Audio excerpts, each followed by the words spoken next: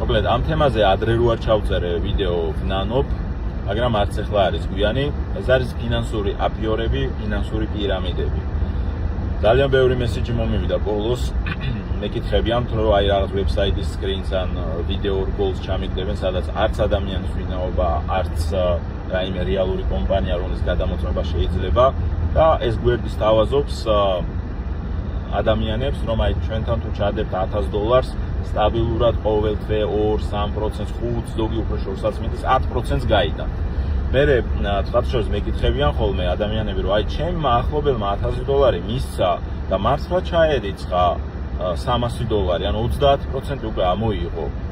რეალური ფული ჩაერიცხა, ამით წავიდა და Carrefour-ში და Walmart-ში რაღაცა იყიდა. ესეთ მაგალითებიც მოყავს და ხდება კი ესეთი მეტი დამაჯერებლობისთვის აფიორული ქსელის და სქემის მფლობელი ადრეულ ინვესტორებს რაღაც ორკაპიკს მისცემს.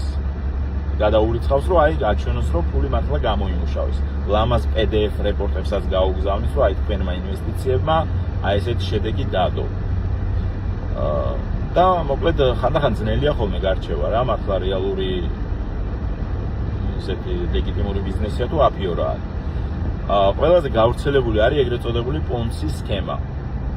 ეხლა რას ნიშნავს პონცი სქემა? პონცი იყო ადამიანი ჩარლზ პონცი 1920-იან წლებში ბოსტონში მოღვაწეობდა, აფერისტი რა, აფერისტი აფიორის განმახორციელებელი, ასე ვთქვათ, რომელმაც გამოიგონა ეს პონცი სქემა. აი დაახლოებით როგორი თემა იცი, საქართველოში კოლ-ცენტრი პირველად ვინც შექმნა, მისი საპატივცემულო დრო იწოდოს სახელი რა, მაგალითად თამაზ ცენტრი ან რაღაც მსგავს არ ვიცი ხო რა ერქვა იმ ადამიანს, ვინც პირველად კოლ-ცენტრი და გახსნა საქართველოში, მაგრამ აი დაახლოებით აი ეგეთი რაღაც რეფერენსი რო გავაკეთოთ, აი პონცი ეწოდა პონცი სქემი.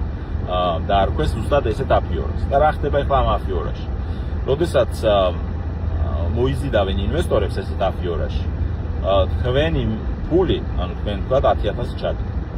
თქვენი ფული მონაწილეობს, რომ შემდეგ ახალ ინვესტორებს რაღაც პატარა ნაწილი, თქვათ 10,000-დან $1,000, თქვენს შემდეგ ინვესტორმა რო 10,000 მიიტანა, იმას გადაუხდიან $1,000. და აჩვენებენ, რომ შენმა ინვესტიციამ ერთ თვეში უკვე $1,000 მოიტანა. თქვენ უყურებთ ციფრს და ნახულობთ, რომ ერთ თვეში 10% ძალიან კარგი შედეგია. ხართ ბედნიერი, PDF-ი მოგდეთ, რომ თქვენი $10,000 უსაფრთხოდ არის, იმას ხელი არავინ არ ახლო კაცო, ის $1,000 გამოიმუშავა თვეში. და ნუ ესეთი ლამაზი დალაგებული PDF რეპორტები მოდის. ეს არის პონცი სქემა, როდესაც ყოველ ახალ ინვესტორს წინა ინვესტორის მიერ შემოტანილი ფულიდან უხდიან fake profitებს, ანუ fake მოგება არის, რეალური არ არის. ეს სქემები როდის წდება? როდესაც ქვეყნებში არის გლობალური ფინანსური კრიზისები, ამ დროს ინვესტორები პანიკდებიან და უკვე თქვენს პანიკდებით, აი მაგალითად თქვენ მოყევით რაღაც კრიპტო აფიორაში. და უცებ გაიგეთ ინფორმაცია, რომ ჩინეთის მთავრობამ გადაწყვიტა კრიპტოვალუტები საერთოდ აკრძალოს. ბუნებრივი რეაქცია გექნებათ, რომ თქვენ დაპანიკდით და ეუბნებით ამ ადამიანს, რომ ჩემი $10,000 მომეცი, მადლობელი ვარ ის $1,000, რაც ჩამერიცხე ერთ თვეში ხო ის გამოვიმუშავე, როგორც შენმა PDF რეპორტმა შემატყობინა, ეს $1,000 გამოვიმუშავე და ეხლა ის ჩემი 10,000-იც მომეცი, რა აღარ მინდა რომ შენთან მქონდეს ის $10,000. და როდესაც აი ესეთი ინფორმაცია გავრცელებული, პანიკური ინფორმაცია, რომ ჩინეთმა დაბლოკა რაღაცა კრიპტოვალუტების ბირჟა სიტყვაზე. ყველა პანიკდება, ყველა აკითხავს და ამ დროს წდება ხოლმე ეს პონცი სქემა. იმიტომ რომ ადამიანს ფული რა თქმა უნდა არ აქვს, რომ გადაუხადოს, ეუბნება გვაცალე 1-2 კვირა მოგატყუებ, რომ აი პროცესია. ერთი თვე კიდე რაღაც გაგიწელავთ, რომ პროცესია. ამ დროს მიდის უკან პროცესი, თუ როგორ თქვენი $10,000 როგორ წაიღოს ისე და ჰოპლა გააკეთოს იმ ადამიანმა, ვინც არის აი ამ კოლ-ცენტრის თუ კოლ-ცენტრი დაიყო.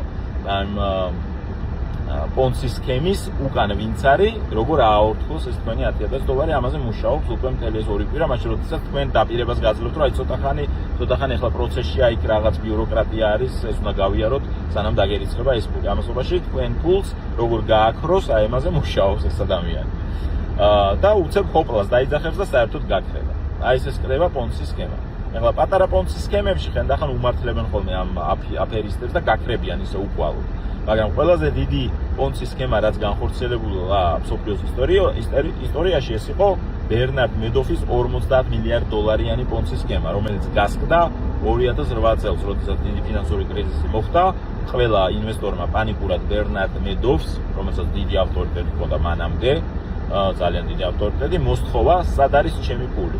მილიარდობით დოლარს ესაუბრე. ასე რომ მარტო 1000 დოლარიანი ადამიანები კი არ ჭყობდებიან ან კოლ-ცენტრები რო ატყუებენ საწყალ პენსიონერებს, ან მარტო ისინი კი არა, მილიარდიან მილიარდერები, რამდენიმე მილიონის პორტფელები რო აქვს, რამდენიმე ასეული მილიონის და მიბარებული აქვს ამ პონცის სქემის ავტორებთან. ბერნარდ მედოფი იყო ძალიან ავტორიტეტული ადამიანი ერთ დროს უოლ-სტრიტზე. თურმე მთელი 10 წლეულები ის პონცის სქემას ატრიალებდა. ვინაიდან მარკეტის ზევით მიდიოდა, ბერნარდ მედოფი ყოველ შემოსული ახალი ინვესტორის ფულით უხდიდა წინა ინვესტორს და აჩვენებდა, რომ ვითომ თქვენ ეს გამოიმუშავეთ. ან აჩვენებდა უბრალოდ ქაღალდზე, რომ გამოიმუშავეთ, მაგრამ იმასაც არ გაქონდა და რეინვესტირებას ახდენდა. მოკლედ გასკდა ეს 2008 წლის ფინანსური კრიზისის დროს. ბერნარდ მედოფს მიუსაჯეს 500 წელი თუ არ ვცდები ციხე და გარდაიცვალა ციხეში ამის ძალიან მალე დაპატიმრების შემდეგ. ეს არის მოკლედ პონცის სქემის, ესე მუშაობს, ესე სკდება. თავის დაცვა რაც შეეხება ზოგი ისეთი გაწაფული ამაში, რომ ძალიან ძნელია რეალობისგან გამოარჩიო, მაგრამ მაინც რა თქმა უნდა არსებობს თავის დაცვის საშუალებები. გადაამოწმეთ კომპანია, სად არის რეგისტრირებული, გადაამოწმეთ ადამიანის რეგალიები, ვინც ამას გთავაზობთ. ასევე იგივე ხელოვნური ინტელექტი გამოიყენეთ, შეეკითხეთ, რომ აი ამ კომპანიაზე რამე ხო არ გაგიგია, რამდენად ლეგიტიმურია, არის თუ არა რომელი მარეგულირებელი ორგანოს ვებსაიტზე აქვს თქვა ლიცენზია, სადაც ჩანს, რომ ესენი მართლაც ლეგიტიმური კომპანია არის. და ასე და სხვადასხვა კითხვებით შეგიძლიათ ხელოვნური ინტელექტის ზედაც გამოარკვიოთ, რამდენად რეალურია ესა თუ ის კომპანია და შესაბამისად შემოთავაზება და არ გაიბათ ესეთ პონცის სქემებში.